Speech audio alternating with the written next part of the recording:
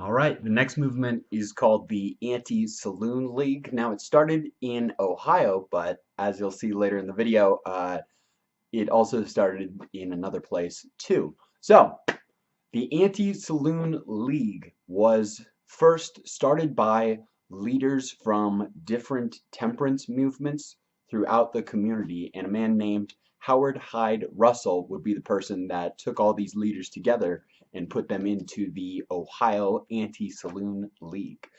They had a clear message, anti-saloon. Need I say more?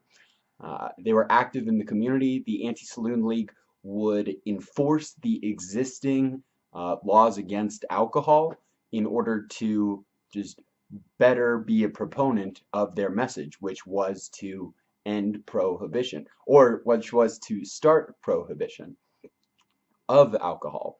Now, two groups would join in the community. So, like I said, this first group, the Ohio Anti-Saloon League, knew about a Washington D.C. Anti-Saloon League that had started the same year. And these two groups would join together to create one national Anti-Saloon League.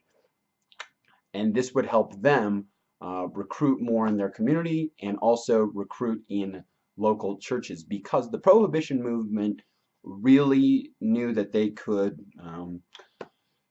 get supporters from the church community. Now, the next thing that they did was to start relationships with legislatures by endorsing people, but saying that they were a nonpartisan group and never endorsing a certain party. Now, to disseminate their information, they created a publishing house, which was called the American Issue Publishing Company. And this company would have a primary piece of writing that was given out, and it was called the American Issue, but they would also get enough attention to get the support of Mr. John D. Rockefeller. Now, finally, after all this support and just disseminating content in their community, their final coup de grace, as I say, is that they organized in 1913 a Washington D.C. march. And at the end of the march, the leader of this Anti-Saloon League had an amendment that he gave to Congress, and it would be that amendment that would be the first draft of the prohibition movement.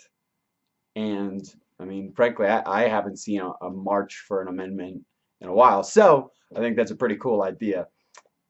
Now, I'll tell you a couple things. So, the prohibition movement did pass after that march. Now, the Anti-Saloon League was still around, but let's just go through some things that ended up hurting them.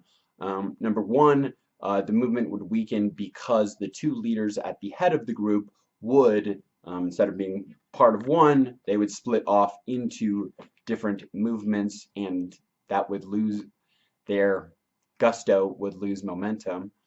And once again, the anti-temperance movement, meaning the people that were against the prohibition, would eventually succeed in repealing that act in 1933 due to some factors that I'll tell you about in another video. All right, bye.